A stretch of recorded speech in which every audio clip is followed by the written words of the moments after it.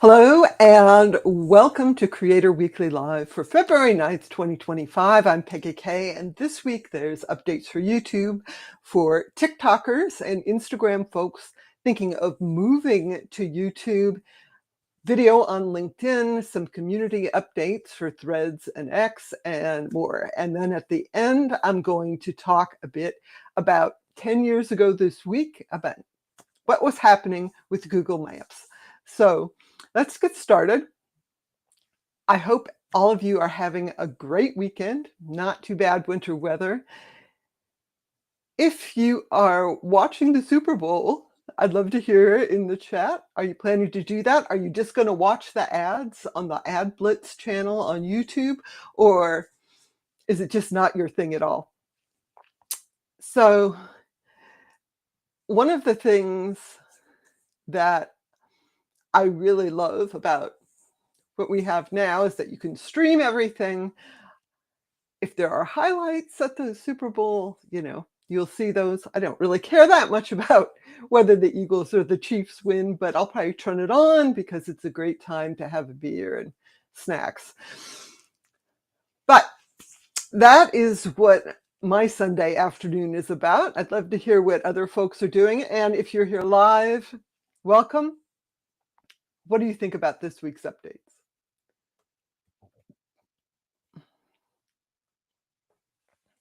I'm going to start. There was an update from YouTube highlighting a bunch of updates on YouTube TV. These are great updates, both for viewers and creators. The first is that there is now an immersive preview. When someone goes to a channel, you can't see it in the slide that I have here, but that's actually a video preview. And so that's animated. It really sucks people in, hopefully, to start watching the video. They also updated the subscribe button, both on regular long form video watch pages and shorts watch pages, again, to make it easier for people to subscribe when they are watching the video on TV. And that's, supposedly a trend. There are also several updates for shorts on TV. So this is supposed to make watching shorts better. It's kind of interesting, right? Because shorts, it's a vertical, it's really a mobile device format, but apparently a lot of people watch shorts on television as well. One thing you can do is cast to your TV. So that's like using the Chromecast and watch a short on your phone at the same time, and that shouldn't affect the playback on your TV. There is an improved shorts watch page with updated buttons, and now you can pick which audio track. So if a short has dubbed audio in different languages, for example, you can select that while you're watching the short on your TV. So again, these are updates on TV. And just to clarify, this is YouTube on TV, not YouTube TV, which is an entirely different thing, and that shows network television and so forth. The other updates that they mention are making it easier to sync your phone with YouTube on your TV. If you connect your phone to the TV, it should switch to the same YouTube channel, which is great if there's multiple channels. And if you have Android TV, they're making it even easier to sign in if you have your phone on the same Wi-Fi network as your device. So it basically is detecting how you're signed in on your phone and then signing into YouTube with the same channel and so forth as well. So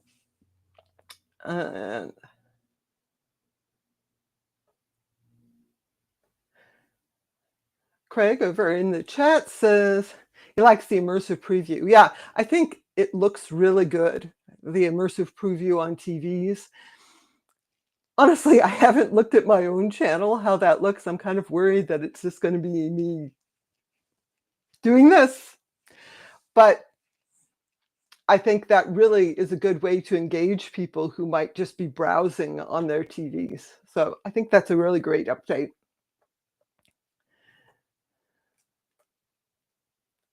So the next thing I wanted to mention briefly is that YouTube is teaming up with a platform that's called repurpose.io.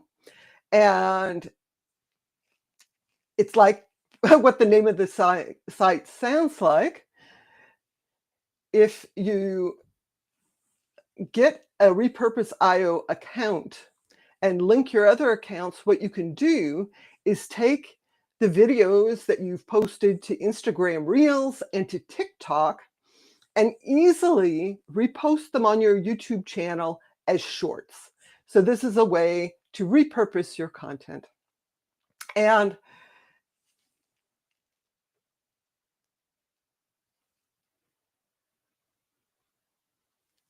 I think that this is actually a pretty neat way of getting your back catalog on YouTube. I think that this is probably not great if you want to set up your channel to start monetizing, because this could be considered reused content by YouTube. It wants original content if you're monetizing, but if you're thinking of shifting your efforts from TikTok or Instagram onto YouTube, this is a great way to get your back catalog transferred. So the deal that YouTube made is that if you use the link that they shared, you get 3 months free. Usually there's a 2-week trial.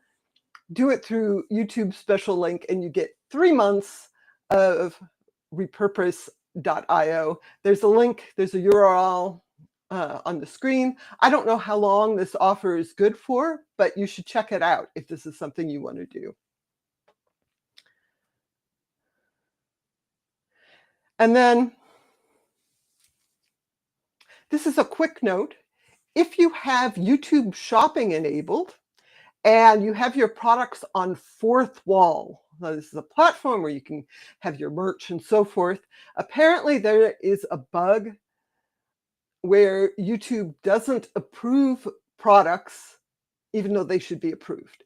And over on Reddit, this is hard to see, but the person posting on Reddit here, this is the CEO and founder of Fourthwall, and he says, this is a bug.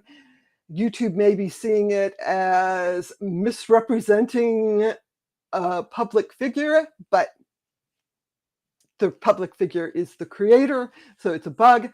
He's saying, oh, well, DM me, I'll try and get this sorted out. That is obviously not a long-term solution. So hopefully this is fixed soon.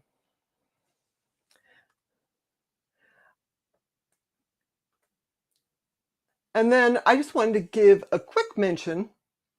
If you are interested in the YouTube Partner Program and monetization, you should check out the latest Creator Insider video. This is an interview between Registry, who's the YouTube Creator Liaison, and Thomas Kim, who is the Director of Creator Monetization. They talk about the YouTube Partner Program, what the requirements are. They say that YouTube thinks of this as being a sort of partnership where if YouTube succeeds when creators succeed. That's what they say.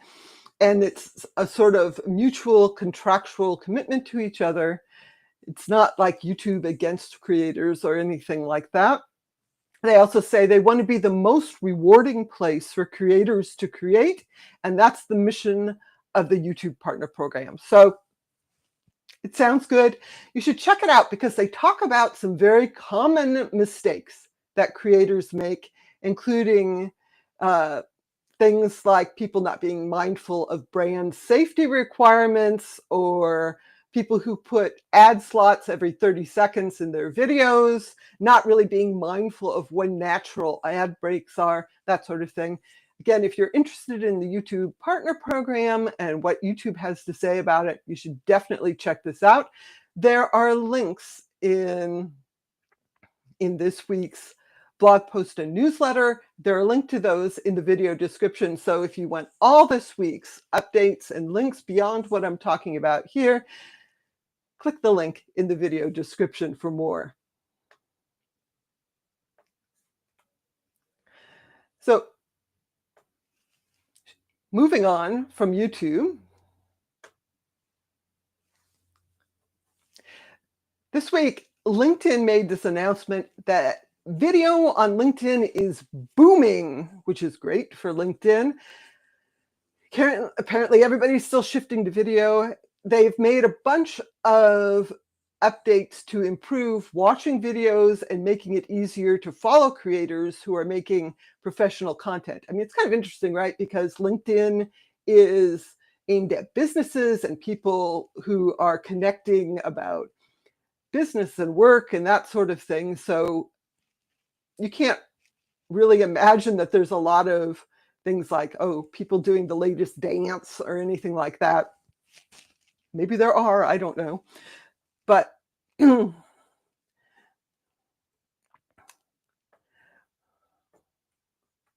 changes they have made, just to recap them briefly, on mobile, they have a full screen vertical video feed, as does everyone these days.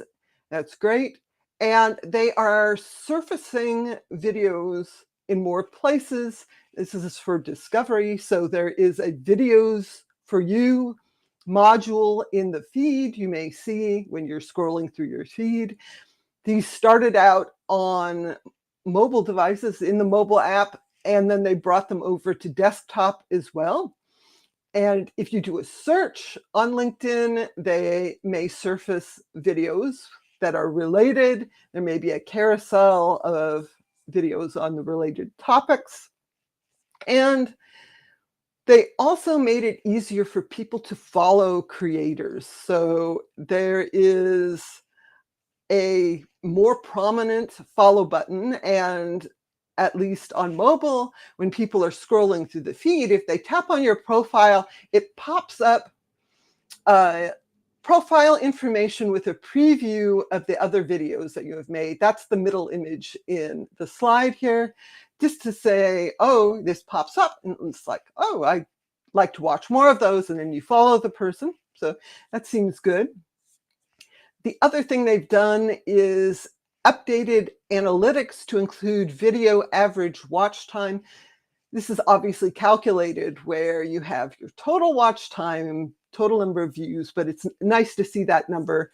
It's kind of interesting that in the example they show, that's the third item on the slide here. The average watch time is 13 seconds, which seems really short. I don't know if that's a good number or not. It's kind of funny, but those are all great things if you're making video that fit the vibe on LinkedIn. So more business related, more, you could do tips for people related to whatever business you're in and so forth. Some people do comedy kind of things, office comedy kind of things. So it's an opportunity if you haven't checked that out and that's your style. So shifting away from video, Google Registry now offers a .channel top-level domain. So you could have something like, mygreatbrand.channel. So it's instead of .com. And they are promoting this as something that's designed specifically for creators and publishers to build their online storefronts, sell digital and physical products, and connect with their audience. And right now it's an early access period. You pay an extra fee, but you may be more likely to get the domain that you want. And my feeling is that creators should have their own website. You should have your own domain. And this is a place where you can have links to all your content and where you are, and it's not at the mercy of any algorithms or anything like that. It is interesting that they are pitching this directly to creators. You can see, they illustrated this with generic podcaster guy. So thank you. I see Craig says,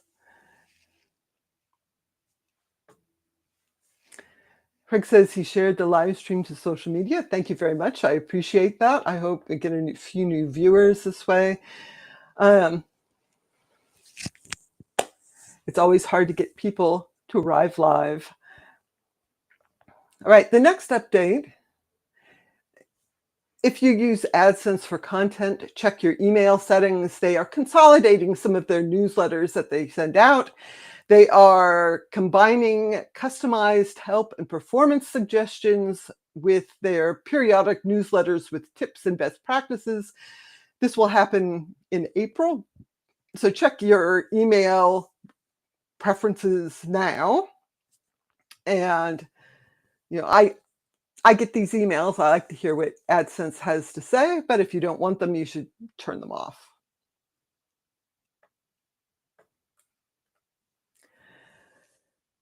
Okay, I'm going to shift gears here a moment and talk about AI generation and photos.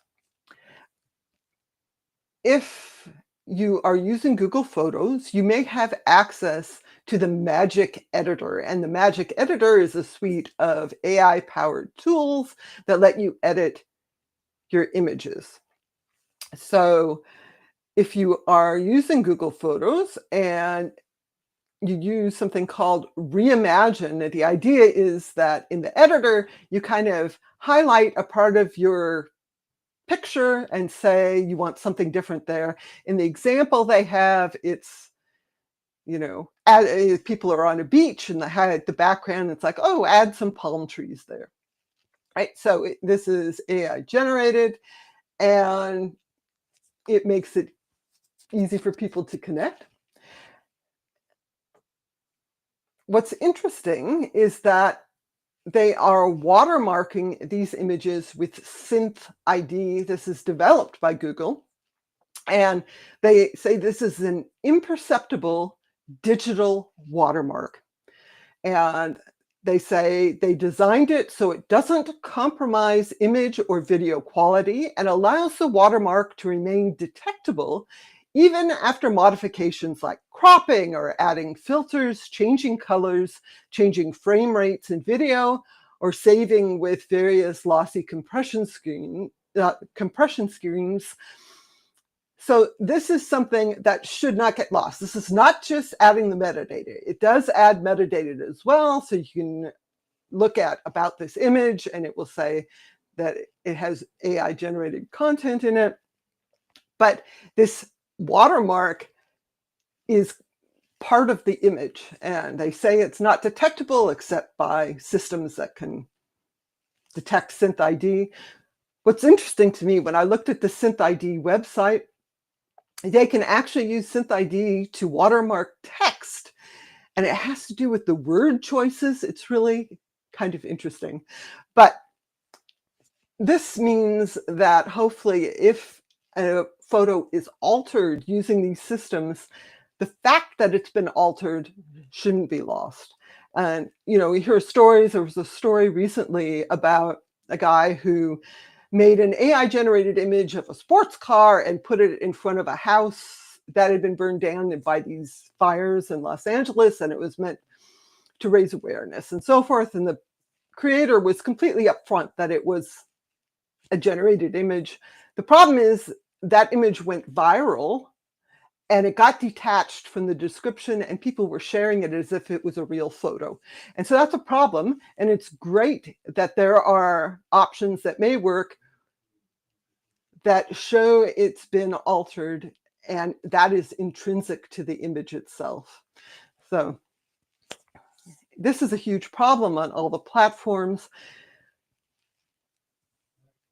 They can't reliably detect all of the AI-generated content when people take screenshots or are not upfront about that. So we'll see if that helps. I think it's a good update. You'll see.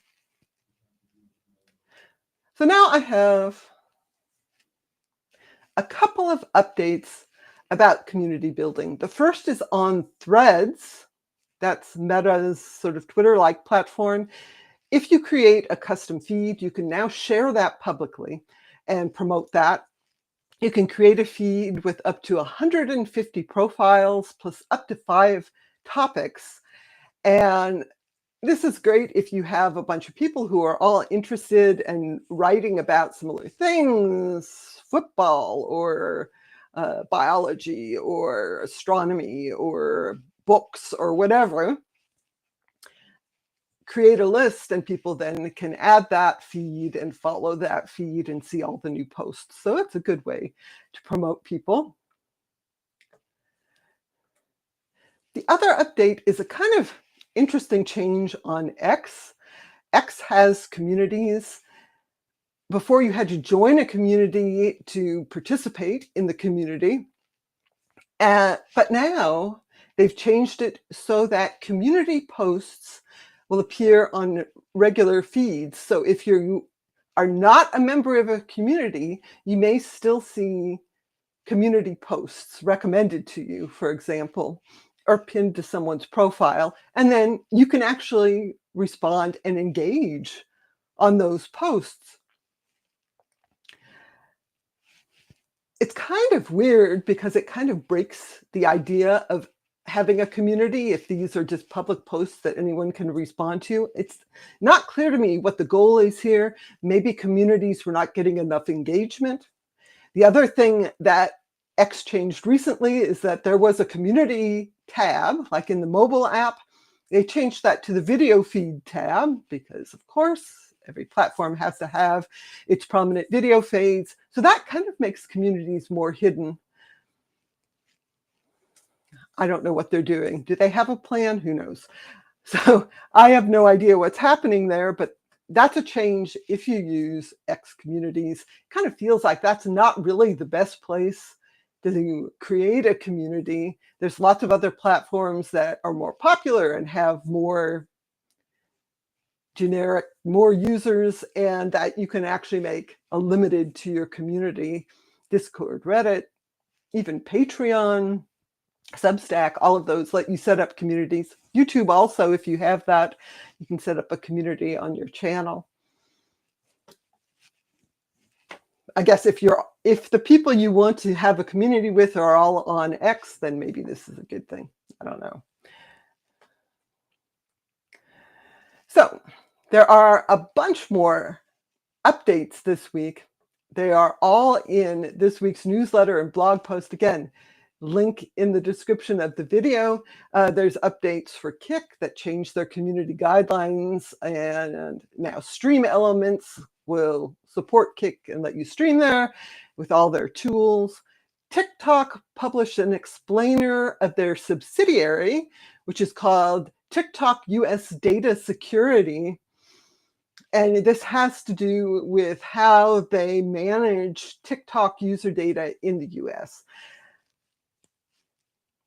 There's a reason why TikTok published this. Something happening behind the scenes, I don't know. But see this week's newsletter for details. Again, link in the description. So let's take a look back 10 years ago this week.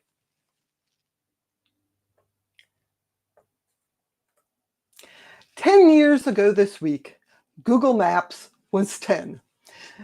So that means this week, Google Maps is 20. And I am a huge fan of Google Maps. This is life-changing for me because I have a terrible sense of direction and I enjoy looking at maps, and this is fantastic.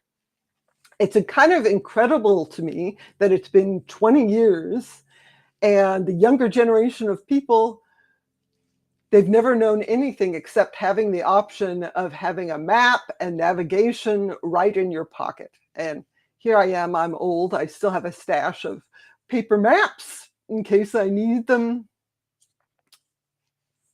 It's just, it's one of those really game-changing apps that's so integrated in our lives now, you might not even realize how unique it is. So when Google Maps celebrated their 10th birthday 10 years ago, they published this really nice timeline. They launched in 2005 on both desktop and mobile. In 2007, they launched Street View. In 2008, they set up Google Map Maker that let people help update maps. And then before 2015, they had also acquired Zagat, which was like restaurant reviews, Waze, which lets people add information about traffic, and a company called Skybox Imaging, which is a satellite imaging company. So by 2015, they had all those. And then in 2015, they also launched a whole bunch of features. So the your personal timeline, real-time traffic updates, real-time transit updates, offline navigation, which again is another game changer. You can download the map and still navigate on it, even if you don't have a good internet connection. You could check when businesses are most crowded and a bunch more updates. So they were actively adding things. I just wanted to note that from the creator perspective, one of the really cool things is that you could embed Google Maps on your website or your blog if you wanted to have, well, anything on a map. Oh, we're having an event, or here's where we are, and so forth. In 2018, Google introduced Google Maps platform, really improved embedding, really nice features, but you had to not only have an API key to use it, you had to set up a Google Cloud Platform billing account because this was no longer so free. You did get like a tiny amount of credits each month, but not very much. So a lot of neat features, no longer free. Although I see when I was looking at this, in March 2025, they are expanding it so you can get more views of maps free. So maybe it will be a viable thing for small businesses again, but you still have to set up a billing account and add your credit card in case you go over the limit. Google My Maps is still a thing. That's just great. You can create custom maps. I'm not going to show it because it has my private map information, but you can create maps for a trip, with various attractions or history. You can add text and images. So it's really neat. And those Google My Maps you can embed on your website. I don't see any restrictions to that. So that's something that you can do. There's also Google Earth, which launched 20 years ago this year. And you can create neat projects in Google Earth as well. So there are things you can do creatively with these map products, although some of them you're going to have to pay for. For Google Maps 20th anniversary, Google announced some recent features. There's like a little feature where if you're navigating, it has a little car. You can pick the make of the car and the color. There's more options for that. Of course, there are AI options now because that's everywhere. You can get inspiration from Gemini inside Maps. You can say, oh, what are fun winter activities in Boston? And it will give you suggestions. Or you can ask about a business or location. You can say, is there parking at this business? And it can retrieve that information. So I haven't actually used Gemini in Maps, but it seems like it could be kind of useful. What I would really like is Google Maps navigation in glasses. So there's like an overlay or a heads up in a car, so you don't have to look at your phone. That's what I'd like to be talking about 10 years from now. But those are this week's updates. Whoops. Those are the updates for this week. Thank you so much for joining me live today, especially Craig, who's been in the chat. Thank you so much for joining me. I will see you again next week. Be sure to subscribe to my newsletter. It comes every my newsletter comes out every Saturday. Thank you so much for joining me. I will see you again next Sunday.